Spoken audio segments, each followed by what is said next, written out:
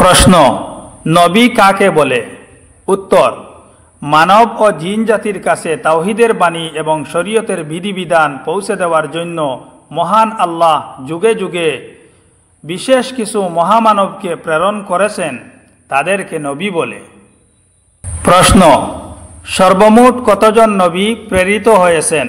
উত্তর, কম বেশি 1,24,000 নবী প্রেরিত হয়েছেন। প্রশ্ন, রাসূল কাকে বলে?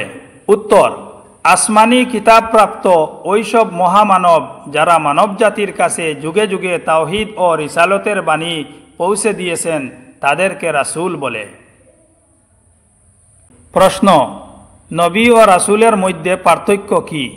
উত্তর, নবী হলেন ওইসব মহামানব যারা আগের শরীয়তের আলোকে তাওহীদের বাণী প্রচার করেন এবং রাসূল হলেন যারা নতুন শরীয়তের ভিত্তিতে তাওহীদের বাণী প্রচার করেন।